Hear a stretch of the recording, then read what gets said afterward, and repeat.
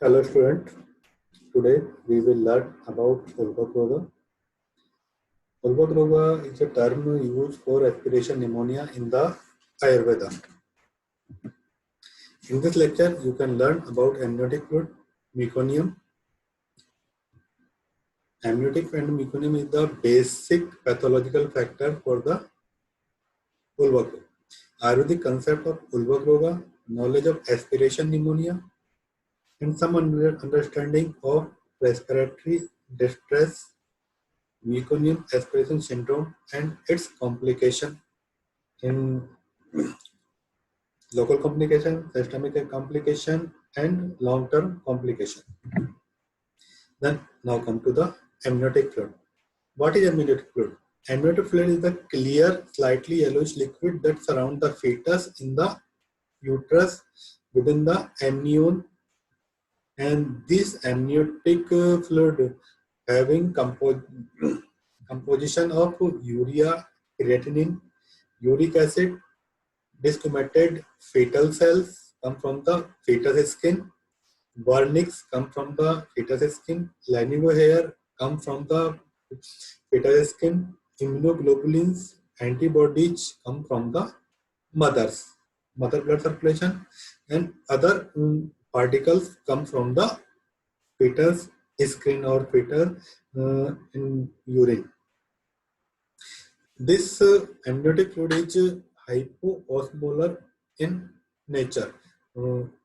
If we compare the amniotic fluid with the plasma, it hypoosmolar than the plasma. Hypoosmolar means it can reabsorb in the circulation or lymphatics if available in the free space. It is sterile due to the presence of immunoglobulins and antibodies. It is sterile and it is not connected to the outer environment, so there is minimum chance of getting infection from the outside. Amniotic fluid functions allow space for fetal growth, for fetal movement, then for fetal development. Uh, It protects the fetus from the physical trauma from the outside. It maintains temperature of the fetus within the uterus. It contains antibacterial activity due to the presence of antibodies and immunoglobulins. Dilation of cervix during the labor. It helps in the process of labor or delivery. It also having the function of pulmonary development. Ingestion of fetus also ingested amniotic fluid in the intrauterine life for the growth and get nutrient for the growth and development. What is the clinical importance? From the diagnostic aspiration of amniotic fluid, we can assess the fetal malformation by assessing serum fetal alpha fetoprotein in amniotic fluid, assessment of fetal well-being by amniotic fluid index in USG by fundal height due to the gestational age. As per gestational age, assessment of fetal lung maturity. In the amniotic fluid, we can find lecithin and symptomylin proteins in the amniotic fluid, or by the assessing of ratio of lecithin and symptomylin, we can assess the maturity of fetus and maturity of the lungs. These are the surfactants found in amniotic fluid come from the fetus lungs. Then diagnosis of PROM, primary rupture of membrane. If PROM, primary rupture, occur early before the delivery, maybe 6 hours, maybe 12 hours, maybe 24 hours, as time passes, it causes infection to the amnion or amniotic fluid.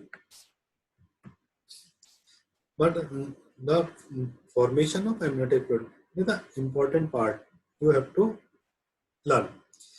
Amniotic fluid is formed from the secretion of fluid come from placenta.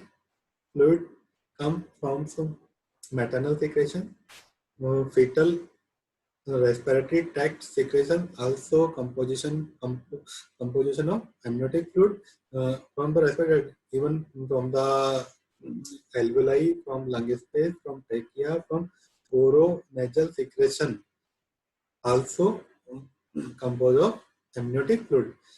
Then major part of amniotic fluid is fetal urine. Fetus start urine voiding from the 17 to 18 week of gestational age.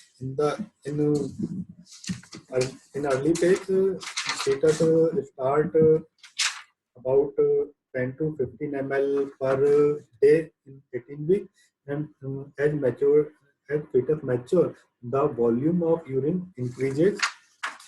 In the 36 week of gestational age, fetus may void 800 to 900 ml of urine per day. Then we have to control the volume of amniotic fluid. There are two different methods to control the amniotic fluid: fetal swallowing and absorption in GIT. Fetus regularly continuously swallow the amniotic fluid from the amniotic sac, and this absorbed fluid goes into the GIT, and fetus absorb the nutrient substance from the amniotic fluid and convert it into a meconium. And meconium fecal matter storage as the meconium part in the intestine or rectum. Then remaining non-absorbed liquid passes through the urine or void in the form of urine again in the amniotic fluid. So amniotic fluid volume may be stable. Reabsorption into the maternal plasma by the placenta, by the amniotic membrane, etc. And these you can see in this diagram.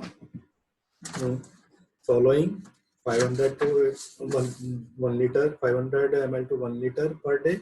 Lung fluid, lung secrete 340 ml fluid as amniotic fluid, and 170 comes in amniotic fluid, and 170 again reabsorb.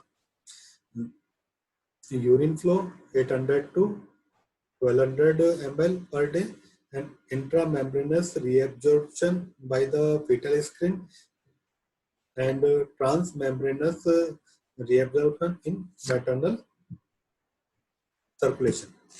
Then come to the meconium. Meconium is the first stool or intestinal discharge of newborn. It is dark green in color and viscous in substance and hyperosmolar to the fetal plasma.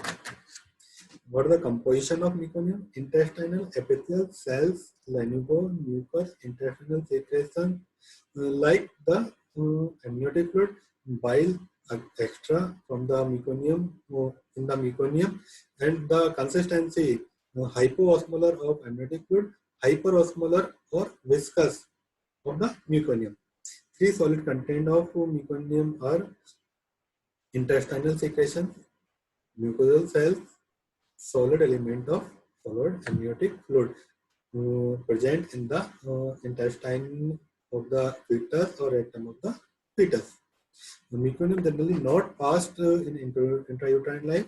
If it is passed, it is usually due to fetal distress or fetal hypoxic condition.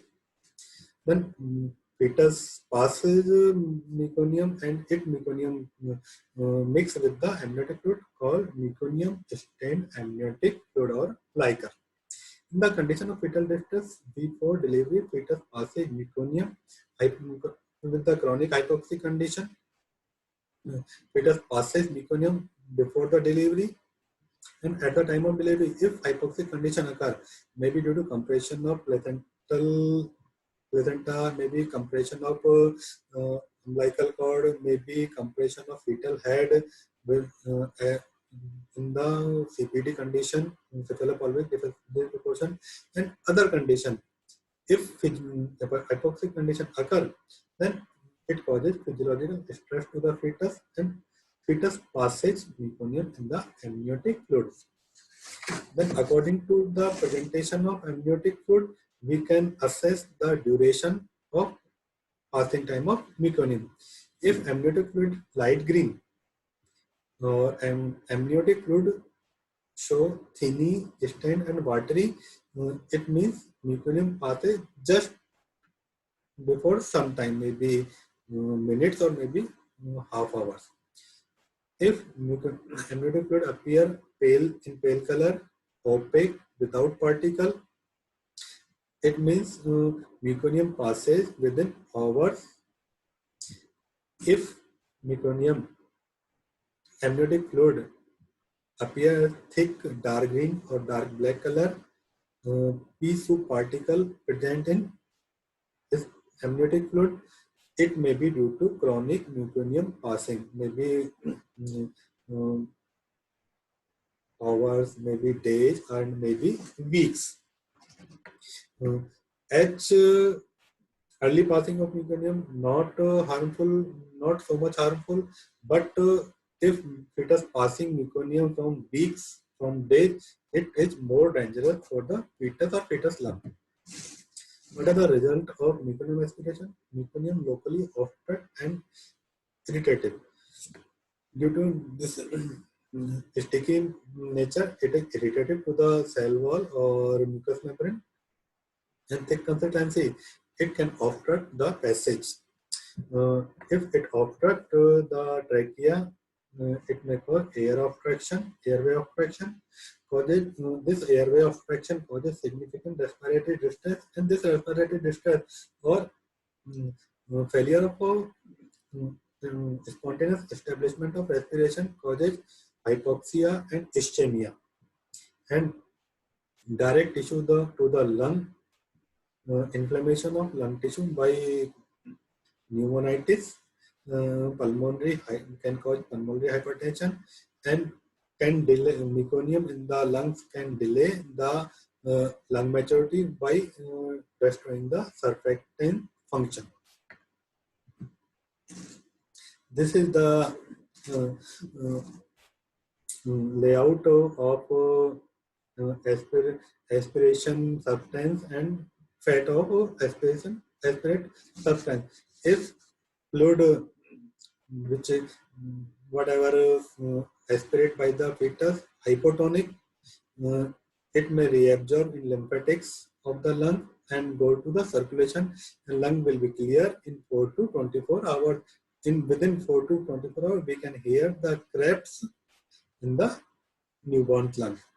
If the meconium or viscous or hypertonic substance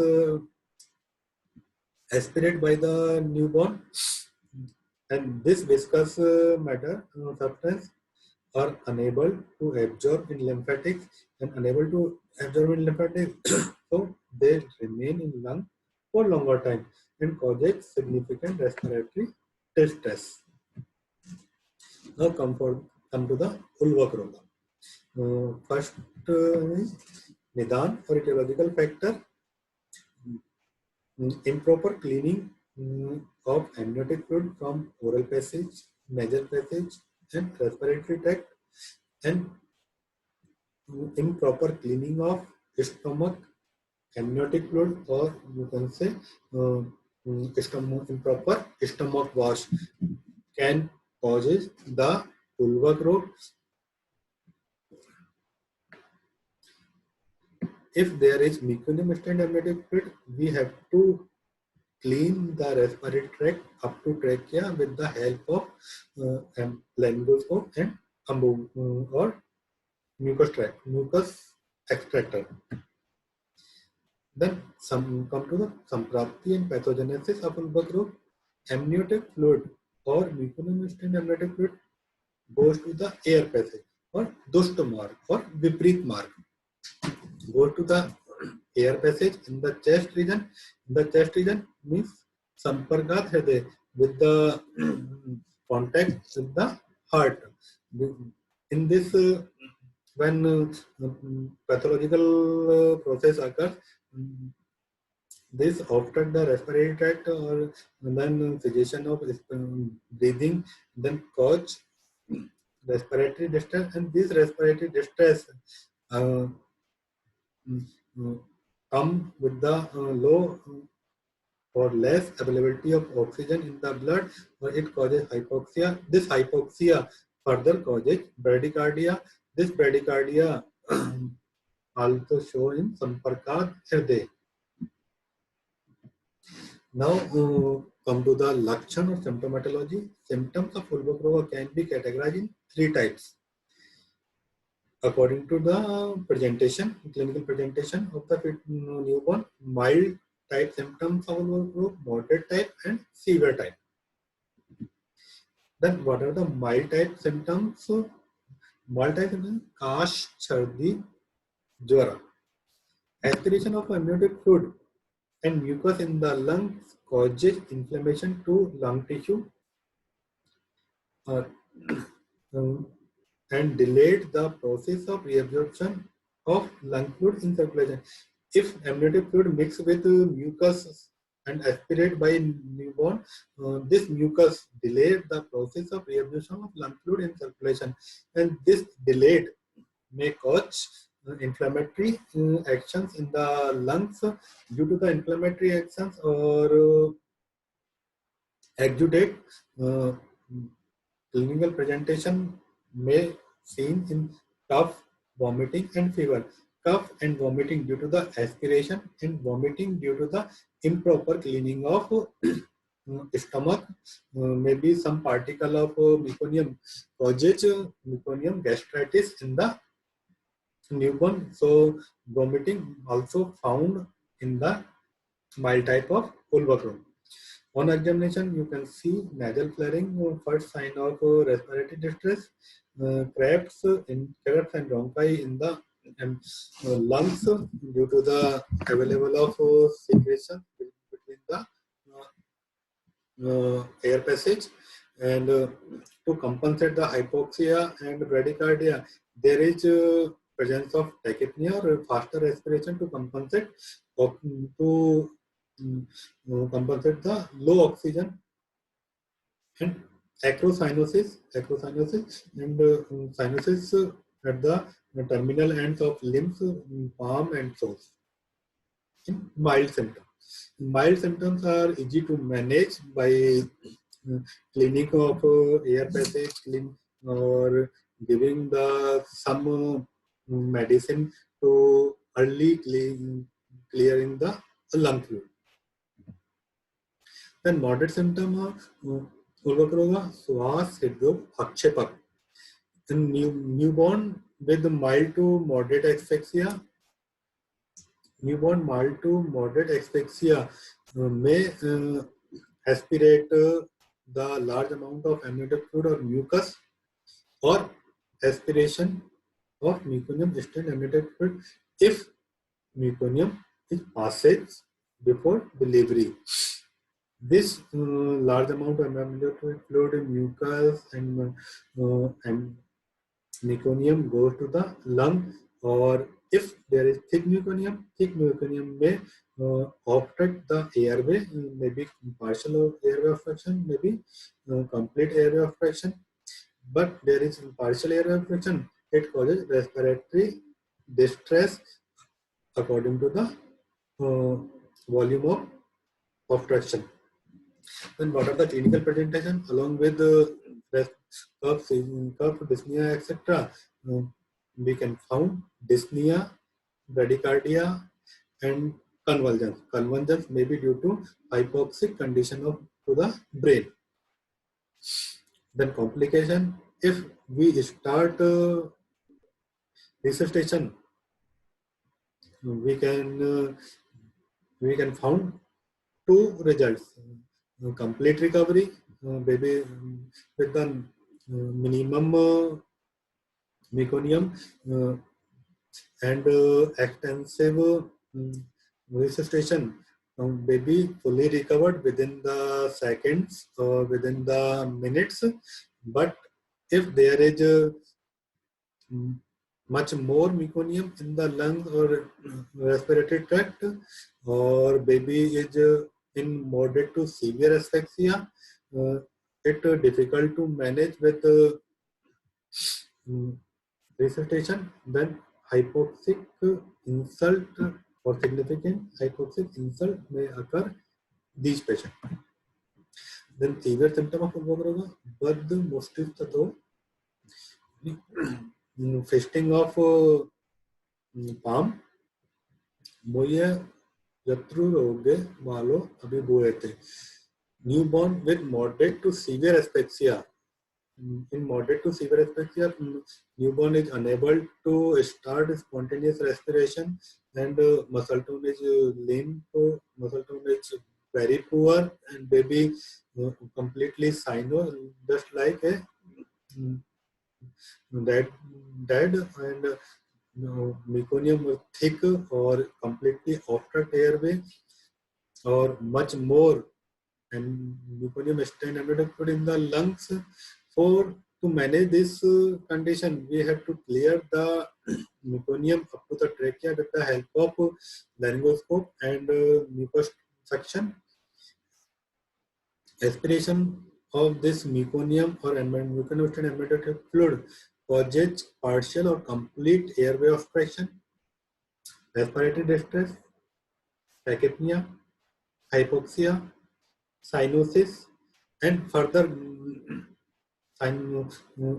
this present as twisting of palm or starting of convulsions or seizures, fainting or unconscious. If there is more than minutes obstruction supply of oxygen to the brain or blood, there is fainting or unconscious may be appear in the severe symptom.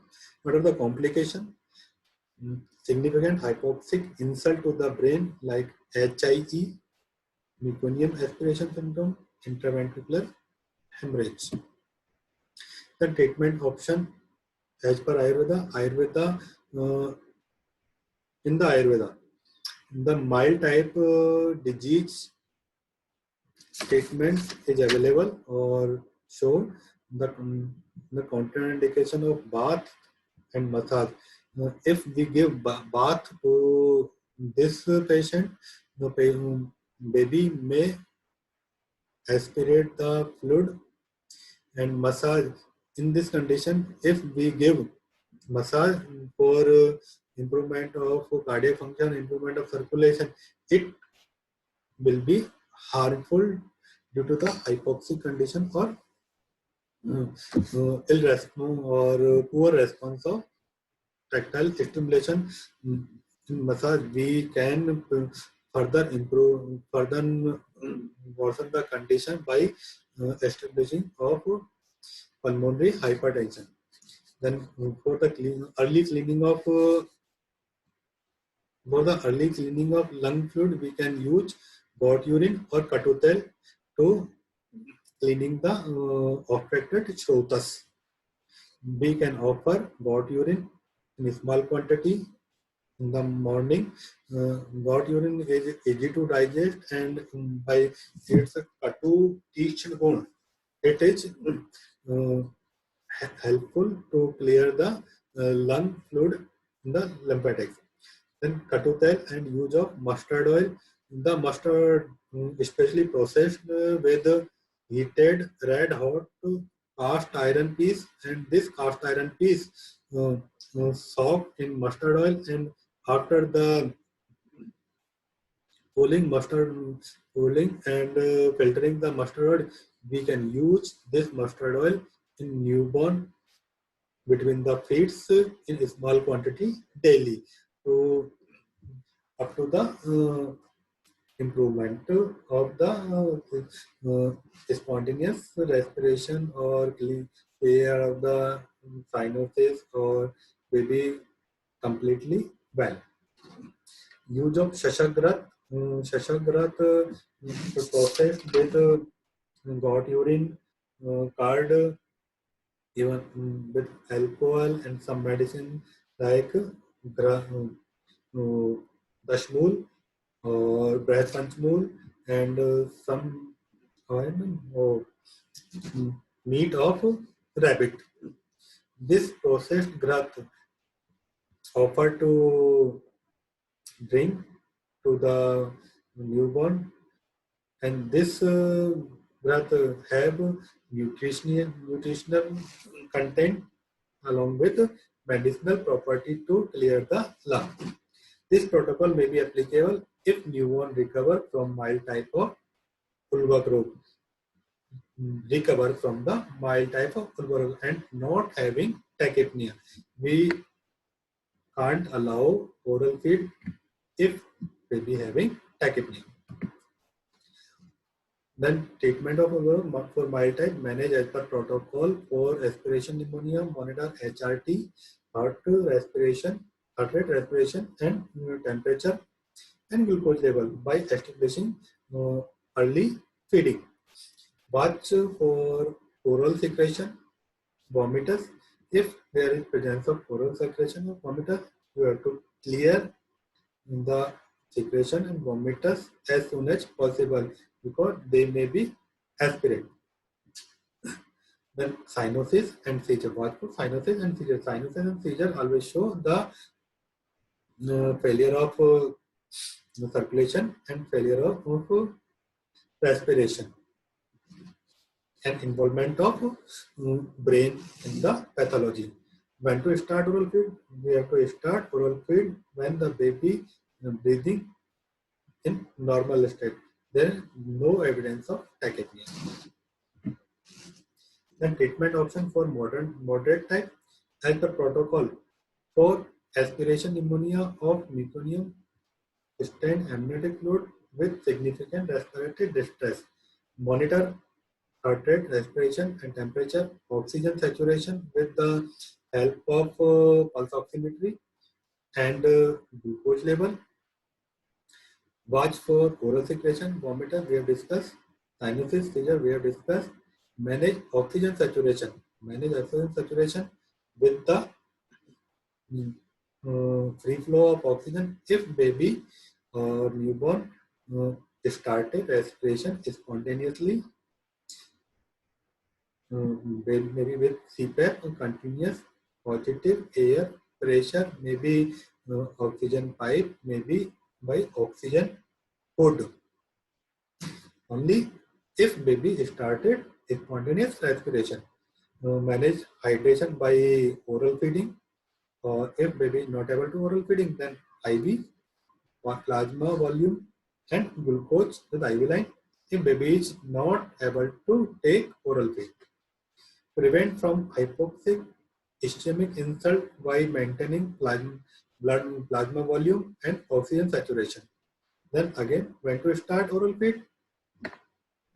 When baby is normal and not having tachypnea. Then treatment option for severe type as per protocol for meconium aspiration syndrome.